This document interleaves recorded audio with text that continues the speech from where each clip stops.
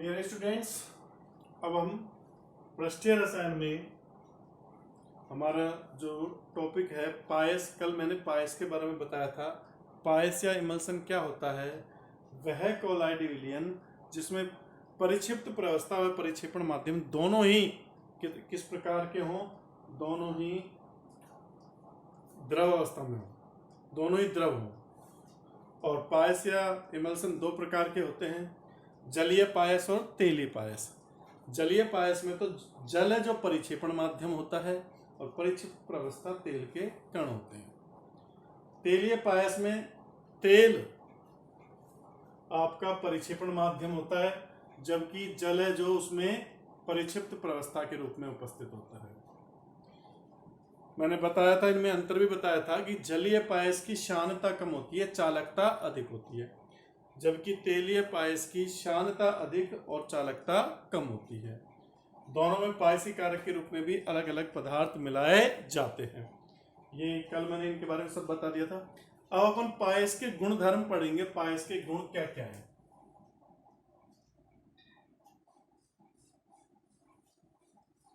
सबसे पहला गुण है कि पायस के कणों का जो आकार रहता है, पायस के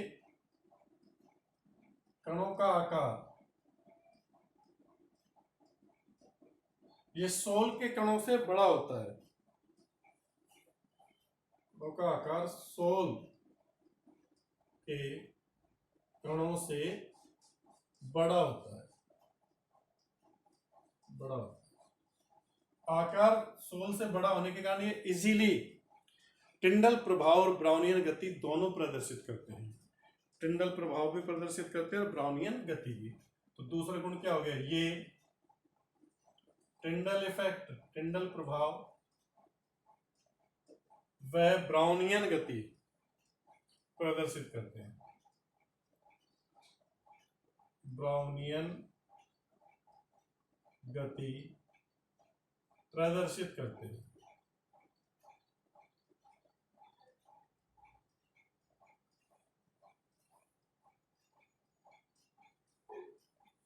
तीसरा, जलीय पायस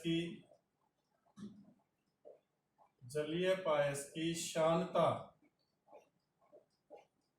तेलीय पायस से कम होती है, तेलीय पायस से कम होती है।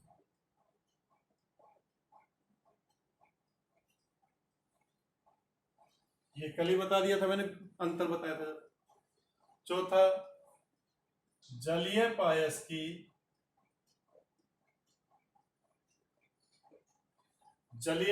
की चालकता तेलीय पायस से अधिक होती है।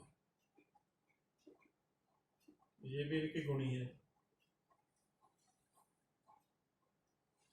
पांचवा गुण क्या है कि आप पायस को गर्म करके या उसमें अधिक मात्रा में विद्युत अपघट्य मिलाकर या पायसी कारक को नष्ट कर पायस को समाप्त कर सकते हैं। पायस को गर्म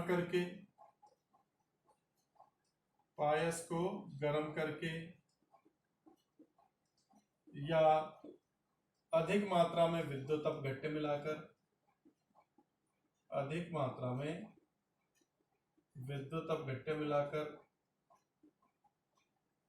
या पायसी कारक जो इनका स्थायित्व बढ़ाते हैं, पायसी कारक को नष्ट करके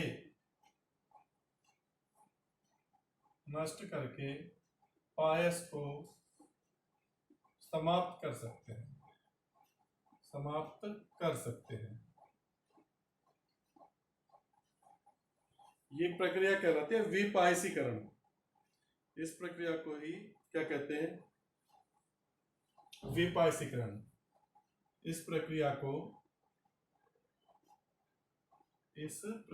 को विपायसीकरण कहते हैं।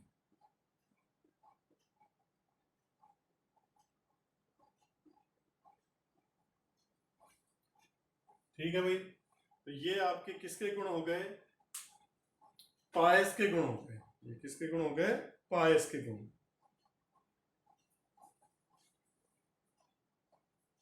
इसका स्क्रीनशॉट ले लीजिए।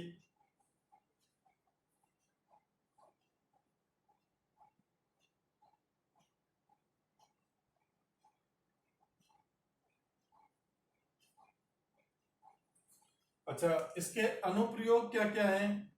पायस दैनिक जीवन में कहाँ कहाँ काम आता है? तो देखो, हमारी आंतों में जो वसा का पाचन होता है, भोजन का जो पाचन होता है, भोजन में उपस्थित वसा का पाचन, वो पायसीकरण के फलस्वरूप ही होता है। तो छोटी आंत में वसा का पाचन पायसीकरण क्रिया के फलस्वरूप होता है। पायसीकरण के फलस्वरूप होता है। एक तो यही हो गया अनुप्रयोग।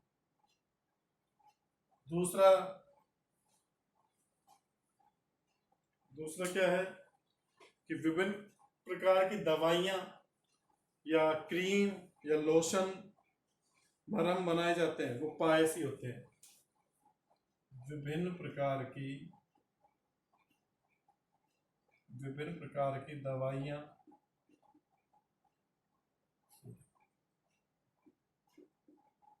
दवाइयां क्रीम, लोशन,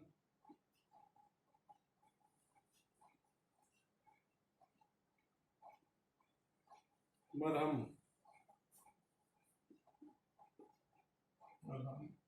पायस होते हैं। यहाँ पे भी काम आ रही है पायसीकरण की क्रिया, यहाँ पर भी आपके काम आ रही है।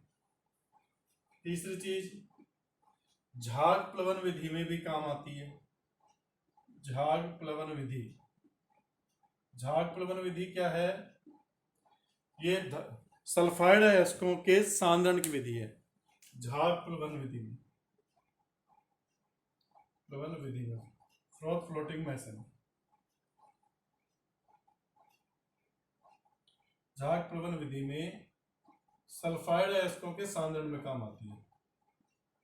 सल्फाइड अयस्क के सांद्रण में, जहां जल में अपन चीड़ का तेल मिलाते हैं और फिर वायु प्रवाहित करते हैं तो झाग बनते हैं, और उस झाग के साथ धातु के कण भी ऊपर आ जाते हैं। तो ये इसके क्या हो गए? अनुप्रयोग हो गए। तो 3 अनुप्रयोग याद रखना भाई इनके, पायस के।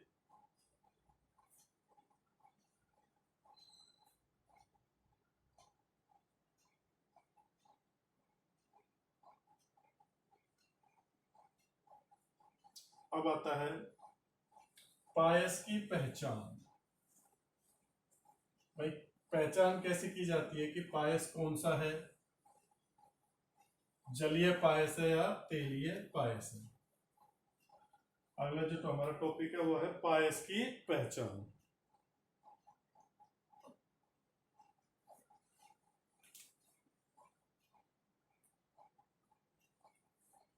पायस की पहचान।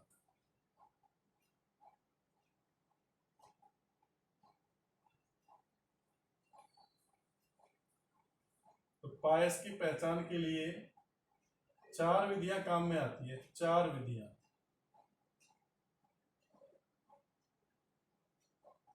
पहली है सूचक विधि।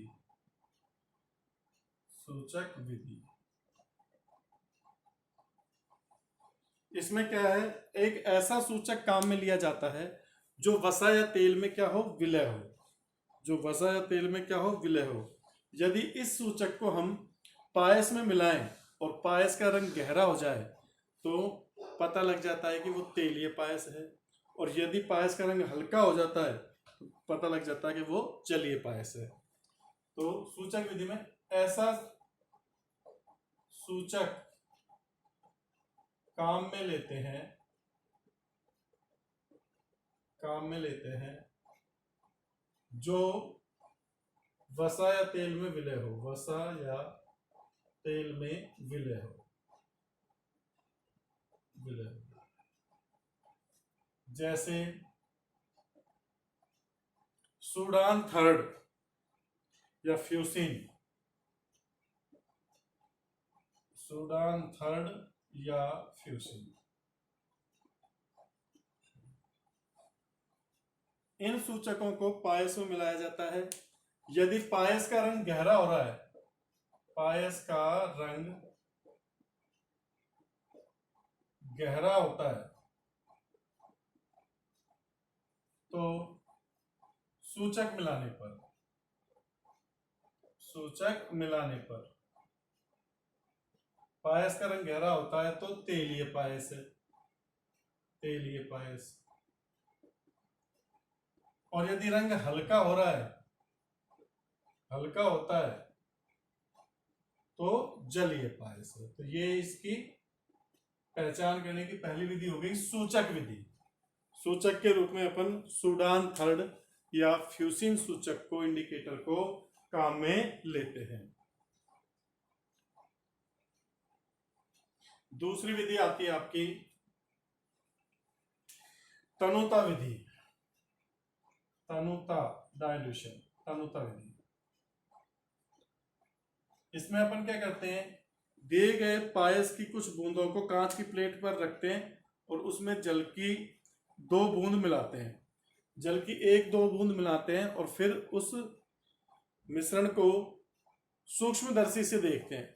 यदि सूक्ष्मदर्शी से देखने पर वो विलयन हमको समांगी दिखाई दे रहा है तो जलीय पायस है, और यदि विषमांगी दिखाई दे रहा है तो वो तेलीय पायस है। ठीक है, इसी सी विधि है पायस की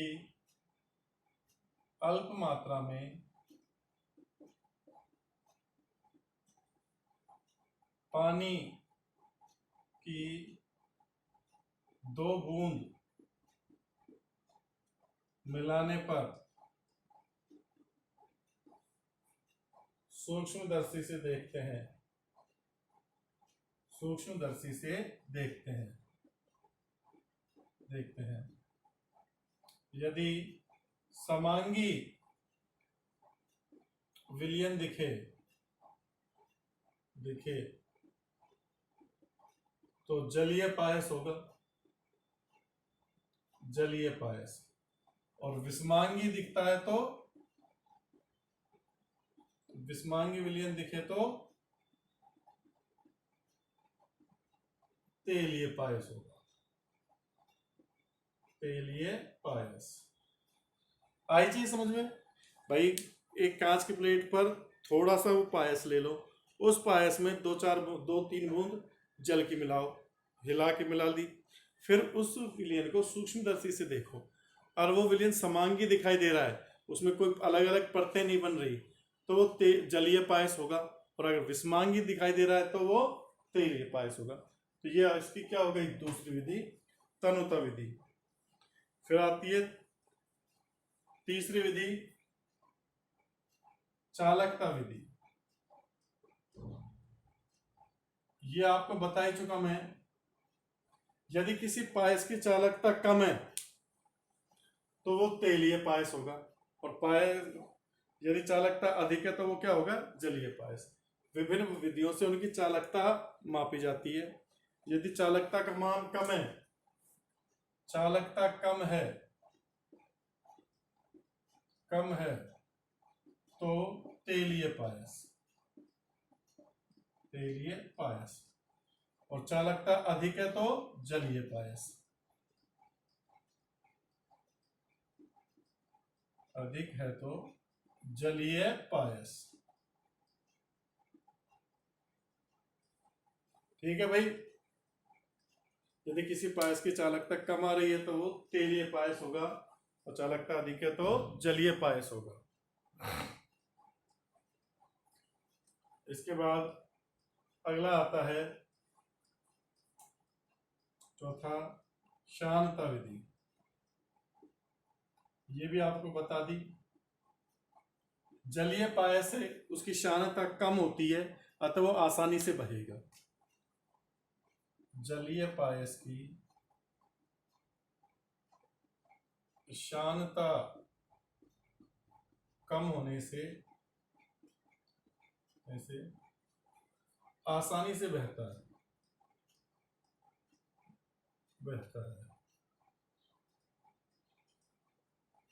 जबकि तेलीय पायस की श्यानता अधिक होती है होने से कठिनाई से बहेगी। ये आपकी क्या हो गई, चारों विधियां हो गई।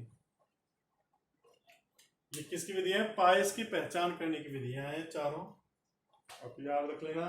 ये आपका पायस जो टॉपिक है वो कंप्लीट हो गया, पायस टॉपिक क्या हो गया, कंप्लीट हो गया। अब जो अपना अगला टॉपिक आ रहा है वो लास्ट टॉपिक है इस चैप्टर का, फिर ये चैप्टर खत्म है, ये चैप्टर क्या हो जाएगा, खत्म हो जाएगा।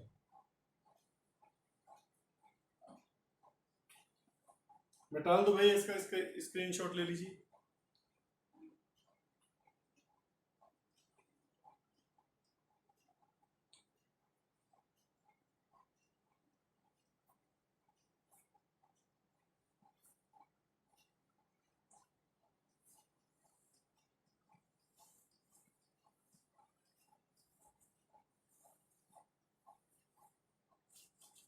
लास्ट टॉपिक है कोलाइड के अनुप्रयोग।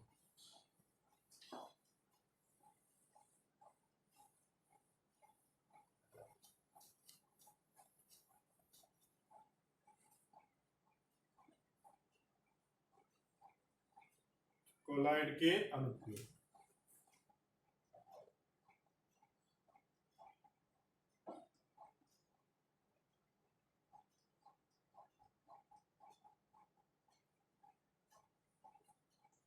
दैनिक जीवन में कोलाइड जो कहां कहां पर काम आते हैं। बीच बीच में भी इनकी जिक्र चलता रहा, कोलाइड के अनुप्रयोग।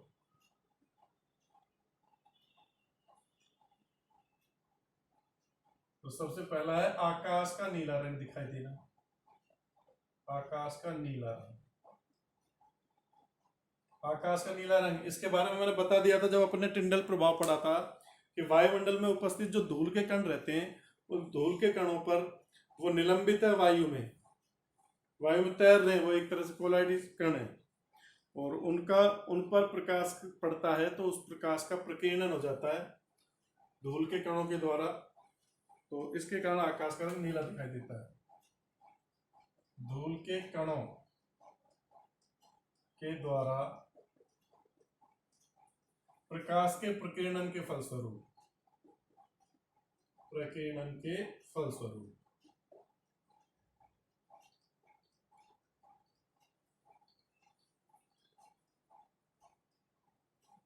दूसरा इसका आता है कोहरा, धुंध और बरसात।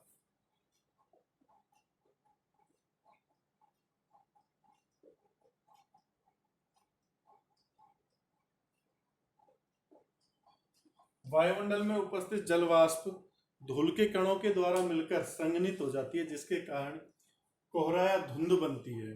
क्या बनती है, कोहरा या धुंध बनती है, ये कोलाइडी आकार ले लेती है। और वायुमंडल में उपस्थित जल वाष्प जब ऋणावेशित धूल के कणों से टकराती है तो उनका पारस्परिक स्कंदन हो जाता है, और उस पारस्परिक स्कंदन के फलस्वरूप क्या होती है, बारिश होती है। बताया था ना मैंने पारस्परिक स्कंदन में कि धूल के कण बादलों से परस्पर मिलते हैं तो उनका आपस में स्कंदन हो जाता है जिसके कारण से वर्षा जल गिरने लग जाता है। या कृत्रिम वर्षा कराने के लिए सिल्वर आयोडाइड, कृत्रिम वर्षा कराने के लिए सिल्वर आयोडाइड और बादलों के मध्य पारस्परिक स्कंदन की क्रिया कराई जाती है। तो कोहरा, धुंध या बरसात जो भी हो रहा है ये भी कोलाइड का ही प्रभाव है। किसका प्रभाव है, ये कोलाइड का प्रभाव है। तीसरा खाद्य सामग्री, खाद्य सामग्री।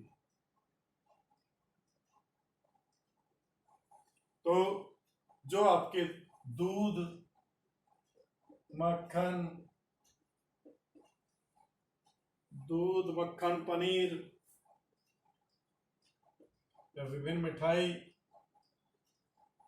ये सब कोलाइड के रूप है।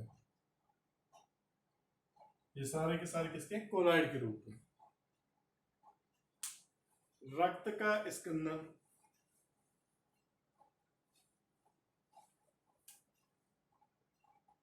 चौथा रुधिर का थक्का या रक्त का स्कंदन। रक्त का स्कंदन या रुधिर का थक्का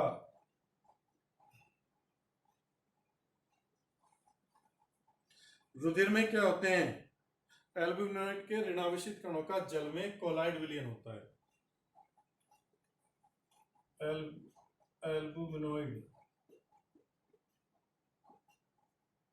के नेगेटिव कणों का जल में कोलाइड होता है। अब जब चोट लगती है तो रुधिर बहता है, तो हम क्या करते हैं? उस पर फिटकरी लगाते हैं या फेरिक क्लोराइड का सॉल्यूशन लगाते हैं।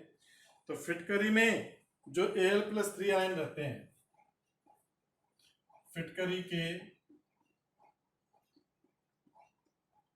Al+3 आयन या फेरिक क्लोराइड के Fe+3 आयन, इन नेगेटिव कणों का क्या कर देते हैं? स्कंदन कर देते हैं आपस में। ये धनायन है, ये ऋणावेशित है, तो ये इनका क्या कर देगा? फिटकरी के एल्यूमिनियम आयन है जो एल्ब्यूमिनॉइड के ऋणावेशित कणों का आवेश समाप्त कर देते हैं, जिससे उनका स्कंदन हो जाता है और वो संघनित हो जाते हैं। संघनित होने के कारण रुधिर का थक्का जम जाता है, वो बहता नहीं है, वो बहता नहीं है। ठीक है भाई, ये सब अनुप्रयोग है, ये आपको बुक में से उतारने में केवल इनको आपको बता रहा हूं। पांचवा आपका आता है डेल्टा का निर्माण।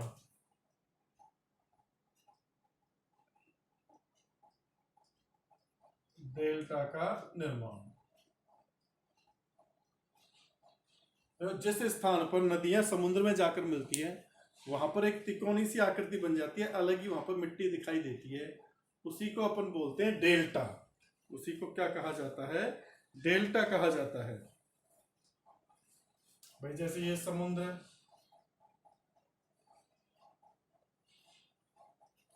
यहां से आपके नदी इसमें आके मिल रही है,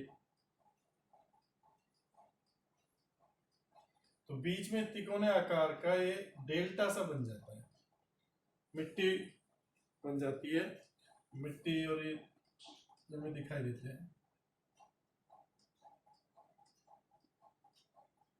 ये है डेल्टा, तो ये नदी आ रही है,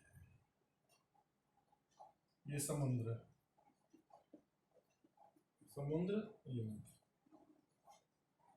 ठीक है भाई, इसका रीजन क्या है? नदी बहती हुई आती है तो अपने साथ धूल के कणों को भी लाती है। धूल, रेत, मिट्टी के कण रहते हैं जो कि ऋणावेशित है। यहां पर क्या है? ये ऋणावेशित है। ऋणावेशित कण आ रहे हैं इधर की ओर। समुद्र के जल में आपको पता है Na+ आयन, नमक उपस्थित होता है, Mg+2 आयन उपस्थित होता है। तो इन आयनों के द्वारा इन ऋणावेशित कणों का क्या हो जाता है? स्कंदन। स्कंदन के फलस्वरूप ये स्कंदित होकर वहीं बैठ जाते हैं, भारी होने के कारण वहीं बैठ जाते हैं, इनका आवेश नष्ट हो जाता है, ये अवक्षेपित हो जाते हैं, और उसी वजह से जिस स्थान पर नदी समुद्र से मिलती है वहां पर डेल्टा का निर्माण हो जाता है। क्या हो जाता है? डेल्टा का निर्माण हो जाता है।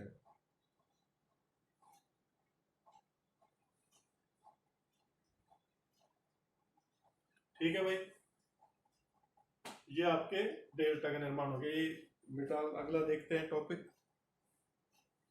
अगला जो इसका अनुप्रयोग है वो है धुएं का अवक्षेपण। क्या है? धुएं का अवक्षेपण।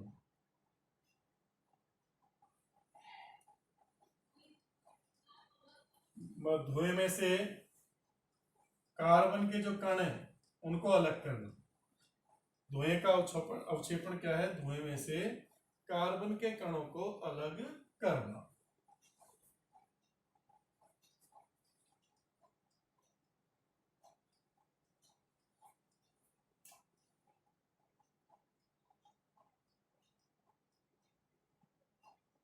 धुएं में से धुएं का अवक्षेपण,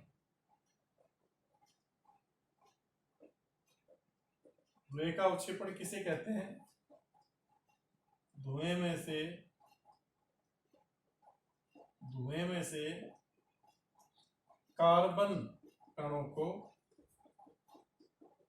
अलग करना।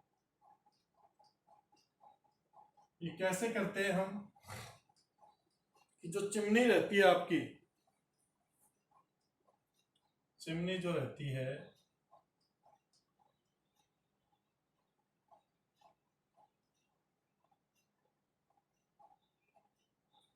चिमनी में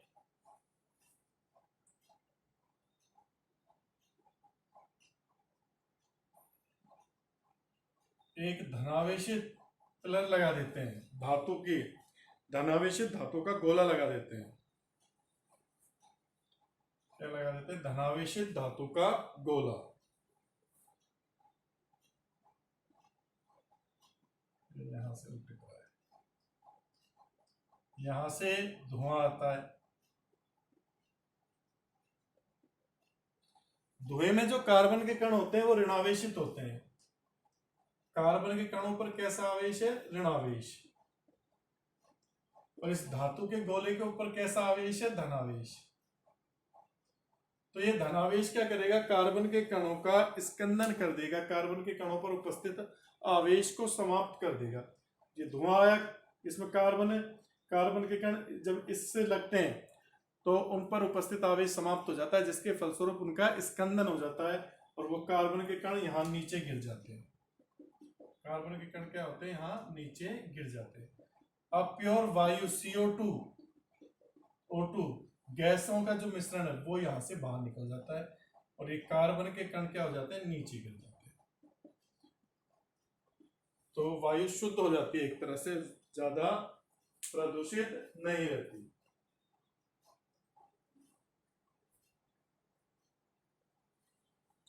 इसके बाद अगला देखिए, पेयजल का शुद्धिकरण। ये भी जैसे अपन ने अभी इसके अंदर पढ़ा था, पेयजल का शुद्धिकरण। देखो, पानी में मिट्टी, रेत आदि की जो अशुद्धियां रहती हैं, बैक्टीरिया रहते हैं या अविलेय अशुद्धियां, वो सभी क्या होती हैं? ऋणावेशित होती हैं। मिट्टी, रेत अशुद्धियां ऋणावेशित होती है, ऋणावेशित। और जो आपका शुद्ध करने के लिए हम पानी में क्या करते हैं? फिटकरी मिलाते हैं। क्या मिलाते हैं? फिटकरी। फिटकरी का फॉर्मूला पता है ना? K2SO4 Al2SO4 का होल थ्राइस 0.24H2। ये आपकी फिटकरी है, फिटकरी। इस फिटकरी से जो एल्यूमिनियम और पोटेशियम आयन मिलते हैं वो क्या करते हैं? इन ऋणावेशित कणों का आवेश समाप्त कर देते हैं, जिससे इनका क्या हो जाता है? स्कंदन हो जाता है और ये स्कंदित होकर अशुद्धियां नीचे बैठ जाती हैं। तो हम ऊपर से पानी को अलग कर लेते हैं, अशुद्धियां नीचे रह जाती हैं। भाई इस तरह से जैसे पानी भरा हुआ है, तो जैसे ही आप इसमें फिटकरी मिलाओगे तो अशुद्धियां तो नीचे बैठ जाएंगी, यहाँ पानी ऊपर, शुद्ध जल इसको अलग कर दो, दूसरे पात्र में डाल दो। ठीक है ना? और होता क्यों है ये पता लग गया। अशुद्धियां मिट्टी, रेत ऋणावेशित होती हैं और इनसे, फिटकरी से हमको धनायन प्राप्त होते हैं। ये धनायन इन कोलाइडों का क्या कर देते हैं? स्कंदन कर देते हैं। तो ये पेयजल के शुद्धिकरण में हो गया इसका प्रयोग। इसके अलावा देखो, विभिन्न प्रकार की औषधियां बनाने में भी कोलाइड विलयनों का वो होता है।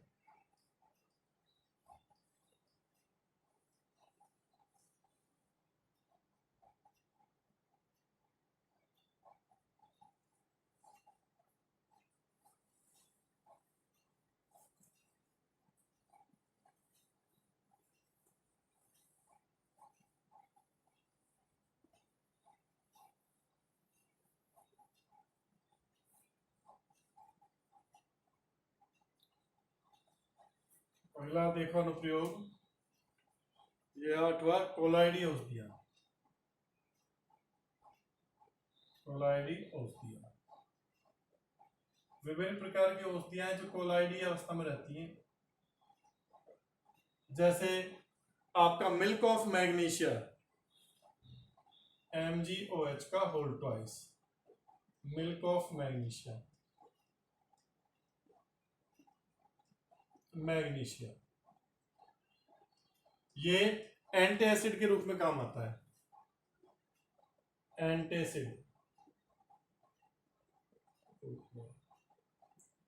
ऐसे ही सिल्वर जो आपका है उसकी कोलाइड रहते हैं आर्जिरोल और प्रोटोगोल। ये आंखों की दवाई के रूप में प्रयुक्त होते हैं। किसके रूप में प्रयुक्त होते हैं? आंखों की दवाई के रूप में।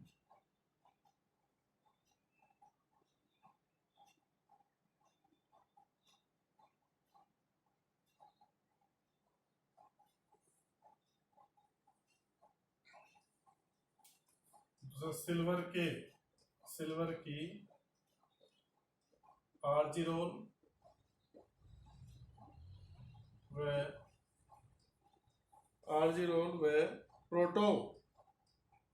प्रोटारगोल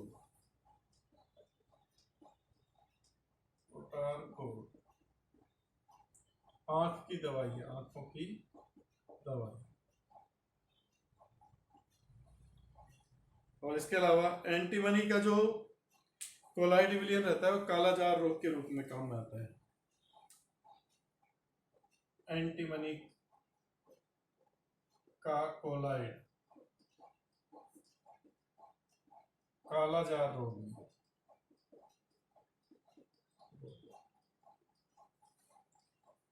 इसके अलावा देखो चर्म शोधन, टैनिंग ऑफ लेदर,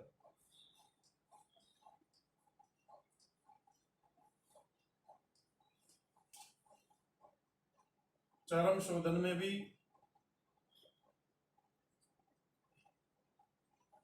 क्या किया जाता है? जो चमड़े को टैनिन विलियन में डुबोते हैं, वहां पर पारस्परिक स्कंदन होता है जिससे वो चमड़ा कड़ा हो जाता है। चमड़े को टैनिन विलियन में डुबाया जाता है जिससे चमड़ा कड़ा हो जाता है। इसके अलावा साबुन और अपमार्जक की शोधन क्रिया में भी पढ़ ही चुके अपन। साबुन द्वारा कपड़ों की सफाई, साबुन व अपमार्जक की शोधन क्रिया, ये अपन ने डिटेल से पढ़ी है। वहां पर भी मिसेल बनाना, मिसेल पानी में मिसेल है जो कोलाइड विलियन है साबुन का।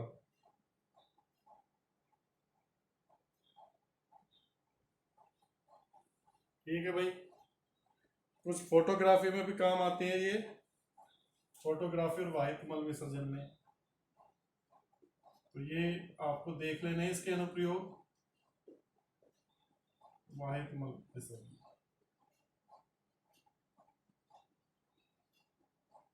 ये आपका चैप्टर कंप्लीट हो गया है। चैप्टर क्या हो गया आपका? कंप्लीट। अब अपन दूसरा चैप्टर शुरू करेंगे, नया चैप्टर शुरू करेंगे। इस चैप्टर में कोई प्रॉब्लम हो तो आप मुझे बताना, कमेंट्स करना। ये लास्ट टॉपिक था आज अपने अनुप्रयोग के, जो अनुप्रयोग भी देखने हैं इसके।